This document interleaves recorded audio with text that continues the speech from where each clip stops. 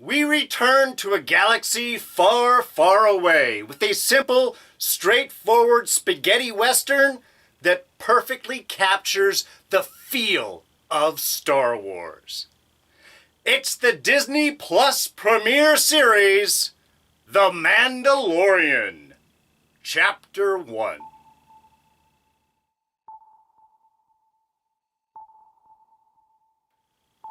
Hey everyone, D here, and welcome to the Mandalorian review. I've been waiting so long for this. So yes, of course, lots of spoilers coming ahead, and as always, our quick jump index system. Look down in the description below, have this entire review titleized and time-stamped. You can jump to the end of the review first, you can watch the beginning last, you can watch this review in any order you would like. So yes, finally, after a very long wait, The Mandalorian is here. With a little bit, I guess, of a stuttered start.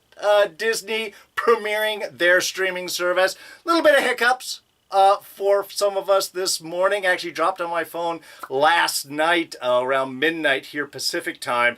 And I almost turned it on, but I'm like, I'm not watching The Mandalorian on my teeny tiny phone. Gonna get up in the morning, rested, throw it on the TV. And they had pretty much worked out most of their issues. I know, especially for East Coast, those that were trying to jump on and watch the show first thing. Little first day jitters. Little few issues going on, which honestly I can sort of identify with. I had a lot of plans for this this premiere episode review. Unfortunately, my last week went a little sideways as well, so I am not entirely the full place. I have pulled out all of my Star Wars figures and started setting up little areas and bars and stormtroopers and things like that. I'd want to be a little bit more, but I guess what we can look forward through as these reviews continue, our world sort of opening up and populations increasing, should be fun to walk through there with you. But let's get into the show first of all. And like I said in the opening bit, I think they did a really smart choice in setting up this series. Is the setting. A Western works so well for Star Wars. Star Wars is big and broad. It is space opera, and a Western in this universe, just a perfect choice. Very simple, straightforward. Our opening bit establishes that whole feel. Like I said, does it extremely well.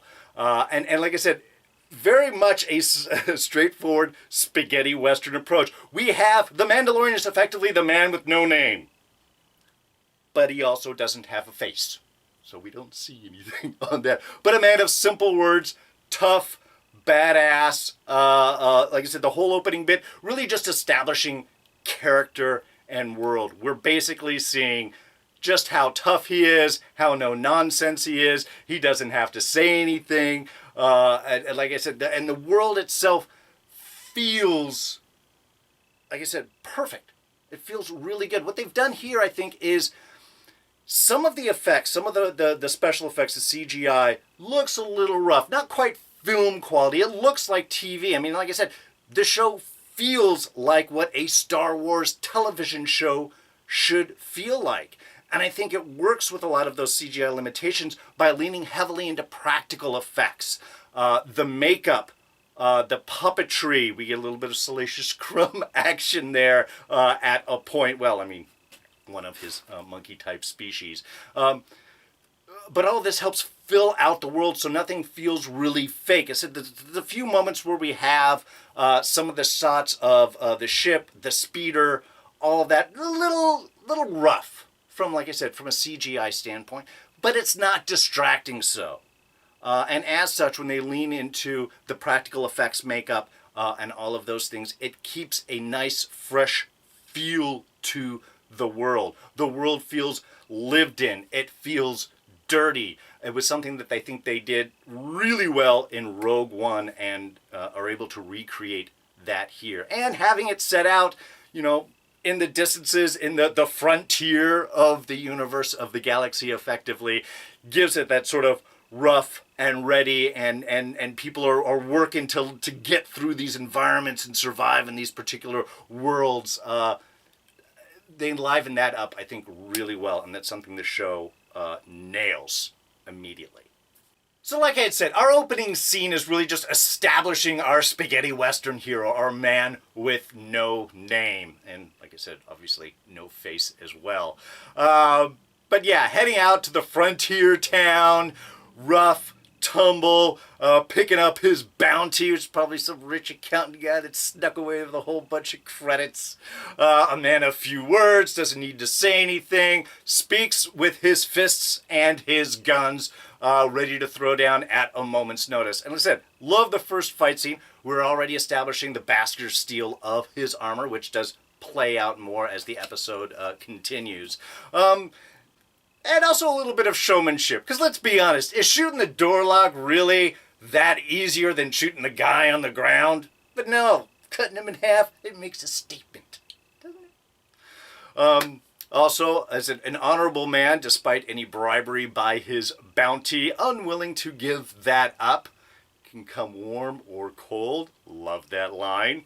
And of course, a little bit of the frontier dangerousness of this world as well. We're getting a few insights into our character as well. Not a big fan of droids. Doesn't want the fancy new droid speeder. Ready to take the ancient falling apart speeder driven by Brian Posehn, which was just awesome the minute he started speaking. It was like, either he's going to try and be a cannibal or he's going to crack a joke. I mean, he plays a great character. And establishing the dangerousness of the world. The, crocodile walruses that are living under the ice as all the ships land and dump their sewage. And creatures around to eat that up, and now they think it's all like Edie playtime there. So again, it's just an establishment of the world. Tax, he's willing to, Mandalorian's ready to step out, stabby. And I said, this is where like some of the effects right around here don't totally work, but you don't care. And one of my favorite bits finding out here is carbonite is now very much in use. Remember at the end of Empire Strikes Back, when Han Solo got put in that, it seemed to be a brand new approach. This is something that wasn't done before. There was a concern, is he going to live through the process? Now, when our Mark goes and finds the whole line of carbonite bounties, again, quick establishment, this is a lot more commonplace. Few years past, or 3 years as it is past Return of the Jedi, a lot more of a common. I love the fact that he's just got one of those just in his ship. Did love the smart little scene where as our Mark is down, our bounty is down in the bottoms of the ship, and he's playing and he opens up the door with all the weapons. Some people would grab one to try and fight off. He was smart enough to realize he had absolutely no business grabbing any of those things on a Mandalorian ship. Also, a little bit of lore here, not taking off their helmets, which is a little bit different from what we've seen Mandalorians a lot in, of course, Star Wars Rebels, where we did have kind of like a bigger shot of their world. But now this is post the Empire pouring through Mandalore, and there's a lot of lore associated with Mandalore, some of which is canon, some of which is not, since Disney bought a lot of the old stories. Can't really depend on being the same, so they might be reforming a lot of the Mandalorian lore through this series as we go on. So I don't want to lay too much on stuff that may or may not be official canon, but we all know that Mandalorians were badass warriors.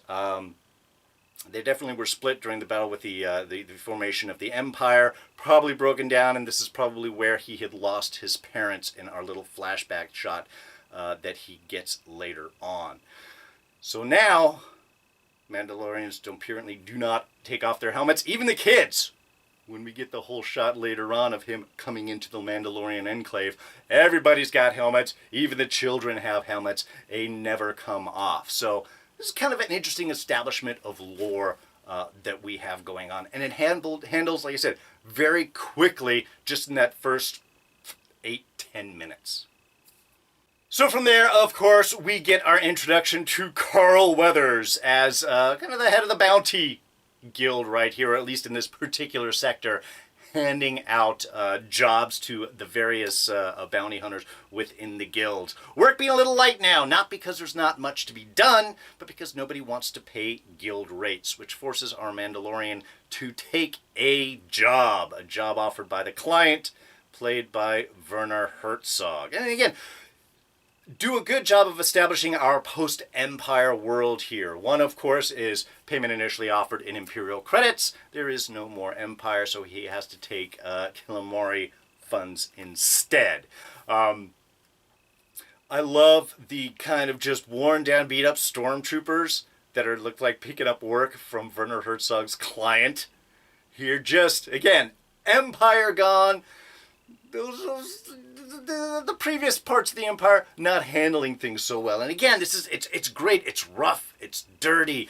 And everything looks great. This, again, the practical makeup effects on everyone in the bar, in the world outside, using the puppetry, like I said, for, I'm going to say, Salacious Crumb, both in a cage and being roasted on a spit. It's not him. One, there's too many of them. Two, Salacious was blown up at the end of Return of the Jedi on Jabba's sail barge there. So, obviously not him. But still kind of fun to see that annoying creature being roasted on a spit. I liked it. And then, of course, we get our job. No information. Little bit of data. Here it is. Go out and get it. Nice, again, light establishment of needs, which keeps the mystery up. But also, again, proving our badass. We got the stormtroopers on him. 4 against 1. We got you 4-1. Yeah, I like those odds. You can see that a Mandalorian would do that. And then from there, of course, we get into our little Mandalorian end cave where we can get our brief flash of the world, the refugees who have survived whatever large trauma we're going to get in further along on Mandalore, which I believe is why he was abandoned and left to himself. Now ready to partake and help out his community. Why? Because the price for this job is Beskar steel. What the Mandalorian armor is made of, it makes it blaster resistant, makes it resistant to lightsabers. Super tough is what makes Mandalorians really so legendary. Now with one piece, he was able to slowly start to build up his armor, gets a shoulder pauldron, but there's enough left over to spread out for the new kids, the new people that are coming up, the new foundlings that will be rising up and growing up as Mandalorian refugees. So again, it's a nice establishment there, very quick of seeing the world, the community. They're rough, they're hidden, they keep their helmets on, they're steeped in tradition, they are a strong community because, of course, this is the first place that he goes with what he has to offer up. And again, I think gives us that little brief of insight of the sort of wounded nature of our Mandalorian hero. Yes, which of course we don't have a name for yet. And I love they maintained that. Now, of course, from there, it's a Western. You gotta have your space horse. In this case, something that looks a little bit more of like a land-based giant piranha.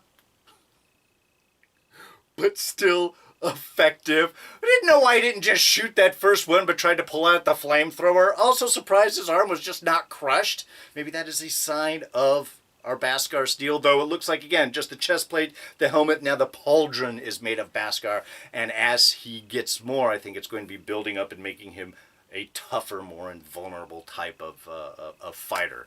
However, obviously, needs those arms, so we can't have those bitten off quite so early. But does meet our guide, and I believe that's the voice of Nick Nolte we're hearing beneath that. I have spoken. Love that. Again, that's another thing that they handle out really well. All of the characters feel real, feel grounded. Everyone in the opening bar sequence, and the when he's collecting the bounty, to everybody that was in the cantina, even the Mandalorian, the armor who he's speaking with, and again, no face, no nothing. Everybody feels real, even with a very brief bit of information I've done. I mean, that's great character work, and that's great directing. That we don't feel anybody feels two-dimensional. I mean, maybe the only person that actually feels two-dimensional right now is kind of the Mandalorian. Looks a little cleaner than maybe he should out there. And again, we're working up all those lines, but again, because he has no face, because we're only seeing through physical movement, and he doesn't talk much, I'm not sure if I'm supposed to take it seriously, or he's like about to bust out with like Gopher Chucks or something and turn this into a complete comedy. There are little moments of that. But like I said, even overall, everything feels real. We get our great horse training sequences, knowledge that, oh, back in the day, your people used to ride these giant things and so on, so this shouldn't be a problem. So, of course, in order to ride this alien creature, there is the standard, put the hand on the snout. You ever notice that, like, in every animal taming moment, all you have to do is to go up and put the hand on the snout. And then everything's fine. Because, yeah, he jumps right back on and then rides off to our final little moment, to our rescue scene. Well, doesn't know it's rescue, thinks it's just picking up a bounty. A beautiful combat sequence with another droid, IG-11, voiced by Taika Waititi. And another one, a great looking droid. Some of the droids look a little goofy in Star Wars here and there. And we get some great flashbacks. We get the walking droid when he heads up into the Mandalorian bit that we saw like from the Death Star and everything. We have like an R2 head on top of that one speeder. Here, IG-11, he feels great and he feels dangerous. That this would be a dangerous bounty hunter because he can, sight everything around him and just spin in the back behind the list and around and so on.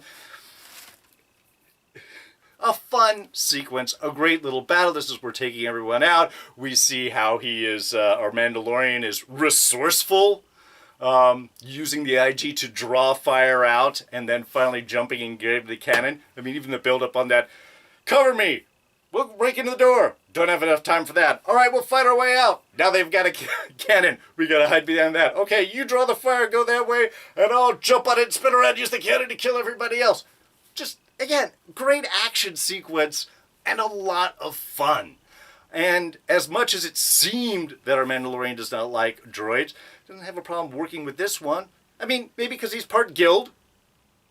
So there's kind of a little camaraderie. Kind of surprised that he's willing to give up half of that bounty. But I think more of the point is the surprise that while his orders are to recover alive, if possible, dead just pays you less.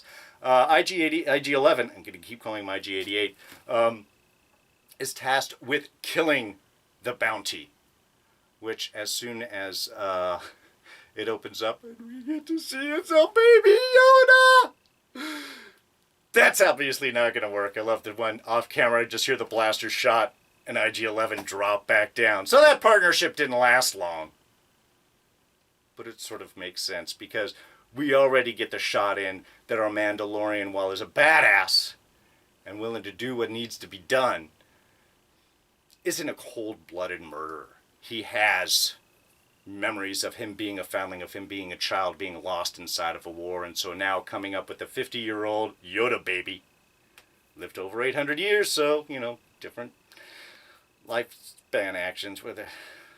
I'd say he was like 80, 10 years, so he was like 5, looks younger than 5 here, but still. It's a great final shot of the dead IG-11 next to him, and just the reaching out and the touching of fingers right there. It's like, it's so gentle. But then it also tells us that what is this series really going to end up being? Is him protecting this baby and dealing with the whole rest of the larger lore. Though, pretty sure he's going to find a way to get a hold of that Beskar steel too. And as for this week's Scene of the Week, kind of hard, honestly. There was so much in this that was awesome, whether it's your establishing badass shot, whether it's looking into the Mandalorian little refugee world, whether it's a big giant battle with a bounty bot by your side. All of those nice. But let's look at the one that's honestly switches everything up, and that's going to be that just last little bit moment where we have our big reveal of the Yoda baby. Because we have established our badass man with no name. We do see that he does have in some ways a heart, a connection to his people, but certainly willing to go to extremes to get to what he needs. And yet, now faced with a small child creature, a foundling, you could say, much like himself. That's what's going to switch both the Mandalorian as a character and the direction of this series completely. Obviously, with the dead IG-11 right next to him, pretty much established we got our final little finger shot. So, yeah, everything was great in this, but because that one's going to turn everything around, that's our scene of the week. All right, just a couple of small things. One, our Beskar steel, like I had mentioned, very important in Mandalorian lore, is what makes their armor so strong and is what was taken by Imperial forces, I believe, as Mandalore was attacked and their population dispersed. In the old series, in the old stuff, Mandalorians almost seem to be of legendary status, almost mythological. Now we're seeing them more as just a displaced people that are trying to pull their world, pull their people, pull their culture back together. Of course, a major center of that is their identifying characteristics, the Beskar steel, which was taken by the Imperials